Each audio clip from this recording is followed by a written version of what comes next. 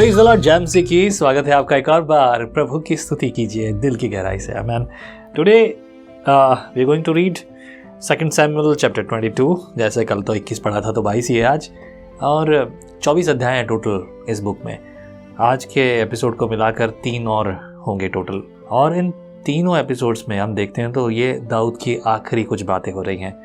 दाऊद के साथ कुछ खास, अब उसके जीवन को आप देखेंगे, मतलब ये समझिए कि इससे पहले कि दाऊद का सब समय समाप्त हो, उससे पहले कि आखिरी फेयरवेल पार्टी हो रही है, या फिर समझिए एक्सपीरियंस है, बहुत सारी चीज़ें जो अपनी जीवन का वो एक्सप्लेन कर रहा है। हालांकि इसका वर्णन तो आप दूसरी बुक्स में भी देख सकते हैं, लाइक भजन संहिता और ये नीति वचन, उसमें भी कुछ जगहों पर भजन दाऊद के हैं। तो आइए शुरुआत करते हैं दाऊद का स्तुति गान 22 अध्याय। हालांकि ये जस्ट 21 के बाद की कहानी है। ये जो चैप्टर जो सेटिंग है ना, ये थोड़ा सा क्रिटिकल जॉब था, बहुत सीरियस था, जो शुरुआती प्रभु के सेवकों ने मिलकर किया है। So beautiful, but sometime it's looks like connected, sometime it's disconnected, suddenly story change, ऐसा लगता है। शुरुआत है 22 अध्याय के पहले वचन में लिखा है, जिस समय यहोवा वे दाऊद को उसके सब शत्रुओं और शाऊल के हाथ से बचाया, उस समय उसने यहोवा के लिए इस गीत के वचन गाए। उसने कहा, यहोवा मेरी चट्टान और मेरा गढ़, मेरा छुड़ाने वाला है। मेरा चट्टान रूपी परमेश्वर है, जिसका मैं शरणागत हूँ। मेरी ढाल, मेरा बचाने वाला सींग, मेरा ऊंचा गढ़ और मेरा शरण स्थान है।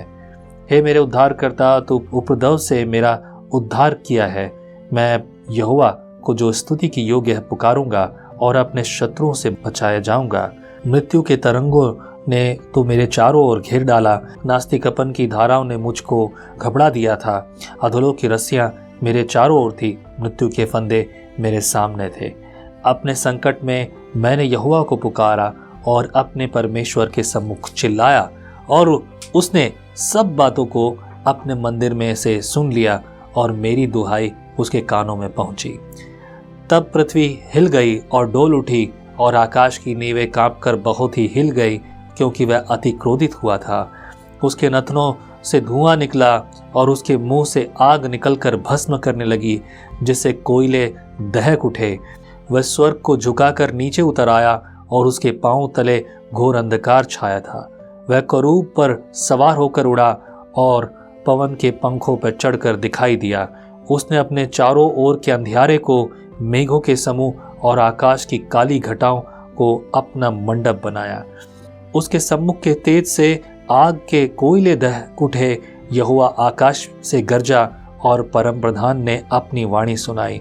उसने तीर चलाकर मेरे शत्रुओं को तितर बितर कर दिया और बिजली गिरा गिरा कर उनको परास्त कर दिया। तब समुद्र की थाह दिखाई देने लगी और जगत की नींवें खुल गई। यह यहोवा की डांट से और उसके नथनों की सांस की झोंक से हुआ है। पता है क्या है, 16 पद तक हमने जो भी पढ़ा, क्या लगता है आपको?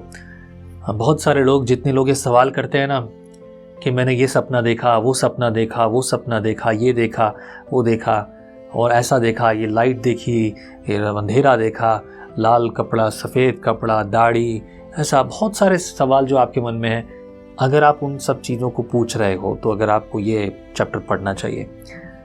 क्या लगता है आपको? कुछ प्रचारक तो ये तक प्रचार कर देते हैं कि उस दिन जो हुआ था वो ये दाऊद ने देखा था, वो इतिहास की वो घटना, और ये है वो। मैं कहूँगा बोलने से पहले थोड़ा सोचें, रिसर्च भी करें। कभी कभी है ना, हम लोग भावनाओं में भर जाते हैं और बहुत कुछ बोलने लगते हैं। This is what written, this is what written, this is what written. अगर हम बात करें यिर्मयाह की भविष्यवाणियों की, तो यिर्मयाह की भविष्यवाणियाँ, यिर्मयाह ने जो की लिखा है बाइबल में, उसने जो भविष्यवाणियाँ की थी वो भविष्यवाणियाँ उसने पूरी होते देखी। आज उन बातों को हम एज एन एग्जाम्पल ले सकते हैं, पर वो भविष्यवाणियाँ पूरी हुई। ज़्यादातर जो भविष्यवाणियाँ बाकी हैं वो प्रकाशित वाक्य में, पर कुछ लोग भविष्यवाणियों के लिए बहुत ज़्यादा वो है। मैं कहूँगा भविष्यवाणियों के लिए आप जो वचन को सीखने वाले हैं, आपके लिए प्रेरणा की बात है। देखो, भविष्यवाणियाँ जैसी हैं उनमें कोई बदल नहीं सकता। आप जान लो या ना जान लो, से कोई फर्क पड़ने वाला नहीं। कारण यह है, वो जो घटेगा सो तो घटेगा, कोई नहीं रोक सकता। मैं मेरी तरह से बोलूँ ना, किसी का बाप नहीं रोक सकता उसको, सिवाय मेरे परमेश्वर यहोवा के। अब्राहम ने भी परमेश्वर से बात की थी, मूसा ने भी परमेश्वर के सामने खड़ा हो गया, नहीं ऐसा नहीं करना परमेश्वर तू, यहाँ एक बात अलग है, यदि प्रभु के सेवक, प्रभु के लोग, सेवक शब्द का इस्तेमाल मैं कर रहा हूँ, लेकिन मैं कहूँगा प्रभु के लोग ज़्यादा मैं कहूँगा। कुछ लोग सिर्फ सेवकों को सबसे पहला स्थान देने लगते हैं, आप प्रभु के दास हैं। नहीं, हम सब प्रभु के दास हैं, आप भी प्रभु के दास ही हैं, आप अलग नहीं हैं। परमेश्वर ने आपको अलग नहीं रखा है, आपको भी उतनी सामर्थ्य दी जितनी और कोई प्रभु के सेवक को दी है। कुछ लोगों को लगता है नहीं उसे स्पेशल दी है। अगर आप ऐसा सोचते हो तो इसका मतलब ये है कि आप किसी को मध्यस्थ बना रहे हैं अपने बीच में, और मध्यस्थता की बात प्रभु स्वीकार नहीं करता। परमेश्वर ने मध्यस्थता हमारे बीच में खत्म कर दी, इसीलिए तो सीधा रिश्ता बनाया है। आई बिलीव आप समझे होंगे मेरी बात, और अगर किसी को समझ नहीं आई है, डोंट गेट एक्सेस माइंड, बहुत ज़्यादा सोचे ना।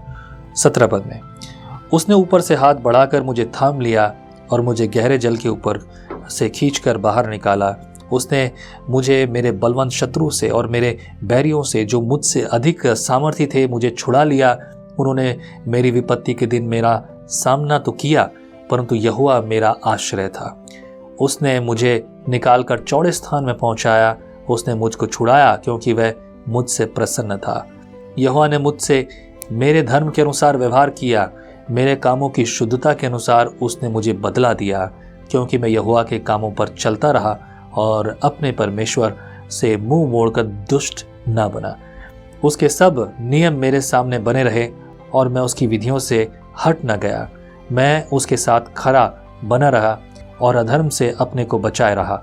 उसमें मेरे फंसने का डर था, इसलिए यहोवा ने मुझे मेरे धर्म के अनुसार बदला दिया, मेरी उस शुद्धता के अनुसार जिसे वह देखता था।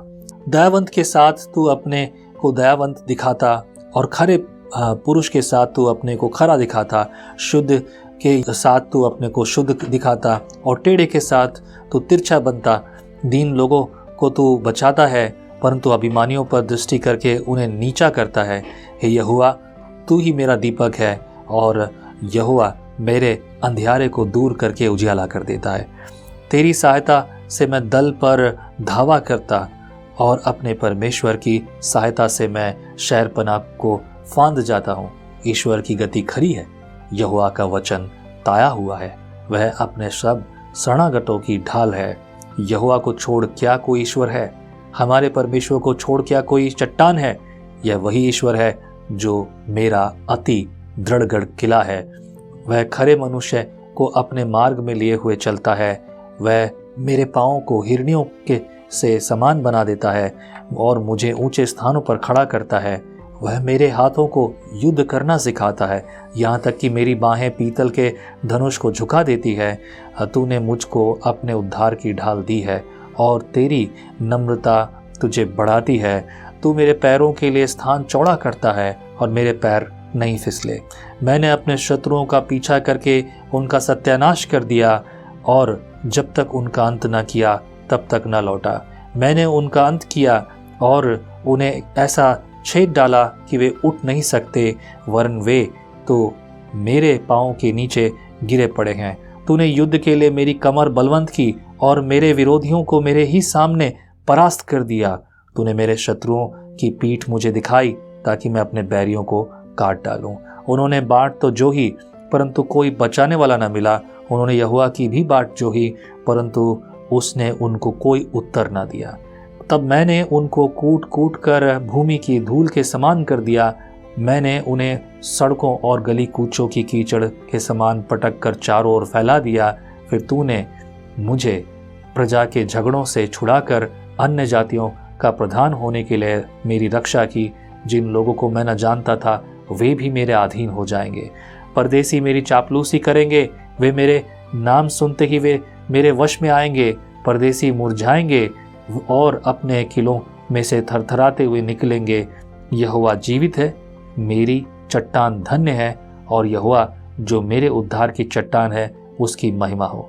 धन्य है मेरा पलटा लेने वाला ईश्वर, जो देश देश के लोगों को मेरे वश में कर देता है और मुझे मेरे शत्रुओं के बीच से निकालता है। हाँ, तू मुझे मेरे विरोधियों से ऊंचा करता है और उपद्रवी मनुष्यों से बचाता है।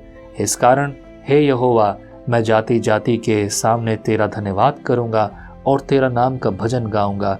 वह अपने ठहराए हुए राजा का बड़ा उद्धार करता है। वह अपने अभिषेक दाऊद और उसके वंश पर युगानुयुग करुणा करता रहेगा। आमीन। That's a beautiful. मैंने ये लगातार पढ़ा है। असल में एक्सप्लेन किस रीति से करूं, इट्स रियली ट्रू। और सीधे शब्दों में दाऊद ने वो बातें कही है जो उसके दिल से है, जो उसके अनुभव से है। मुझे नहीं मालूम आपके बारे में, लेकिन मैं कई बार ऐसे अनुभव करता हूँ, बस मैं उसे लिखता नहीं हूँ। मैं जब होता हूँ, जब मैं प्रार्थना कर रहा हूँ, नबूवत करना भी कुछ इसी तरह की बात है।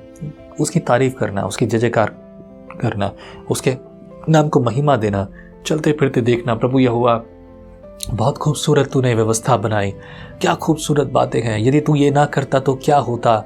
कहते ना, एक सिंपल बात है, मैं ये बात करूं कि यहोवा ने पहले से ही बुद्धि से उत्तम वरदान सोचा है। यदि मेरा नाक बंद हो जाए जुकाम के कारण, तो मैं मुंह से सांस ले सकता हूँ। नाक ही अगर बंद हो जाएगी तो फिर मैं जीऊँगा कैसे। ही मेड है ना अल्टरनेटिव ऑप्शन, राइट। एक दूसरा ऑप्शन उसने रखा है, हमारे शरीर में भाग रखा है। हर चीज़ परमेश्वर ने एक उत्तम बनाई है। एक छोटी छोटी बातें बता, अगर प्रभु यहोवा तो सूरज को और दूर करता या और नज़दीक कर देता तो क्या होता। You know, they are quite different things. अगर आप ऐसी बातों को एहसास कर रहे हो, जो उसने अपने शत्रुओं के विरुद्ध जो दर्द था, अपने हृदय की बातें उगल रहा है, कह रहा है, that is the beauty of David. अब ये दाऊद ही नहीं, ये बातें आप में भी भरी हैं। और जब आप ये बातें करते हो, जब आप आराधना में हो, प्रार्थना में हो, संगति में हो, उपवास में हो, तब आप बैठकर कई बार ऐसी बातें करते हो, ठीक ऐसे ही जैसे दाऊद करता है। हो सकता है विषय कुछ और रहा हो किसी और तरीके से, but the same. I believe आज आपने सीखा है किस रीति से प्रभु की आराधना स्तुति करें। यह भी एक बहुत उत्तम तरीका है बात करने का, प्रभु से उसकी तारीफ करने का। कई बार लोग सोचते हैं, मैं आपको बता दूं असलियत, कि लगातार प्रार्थना करनी है, 4 घंटे प्रार्थना करो, 6 घंटे प्रार्थना करो, मैंने 8 घंटे प्रार्थना किया, मैं इतना देर प्रार्थना करता रहा। अक्सर सुनते होंगे ना आप ये बातें। क्या वाकई में 8 घंटे? असल में वो बैठकर परमेश्वर के साथ संगति का समय रहा होगा। That's what I believe and I do the same thing. मैं जितना समय बैठता हूँ परमेश्वर के साथ, इसी तरह से बात करता हूँ। प्रार्थना करना भी यही है। सिर्फ परमेश्वर का वचन भी कहता तू बड़बड़ करने वाला ना हो, तेरी बातें स्पेसिफिक हो, खास हो, साफ हो। एक ही चीज़ को बार बार बोलना, किस तरीके से बात करना, वो प्रार्थना नहीं है। कुछ लोग तो परमेश्वर को डरा रहे हों प्रार्थना में। Okay, that's not my point here today. I believe आपने सीखा है।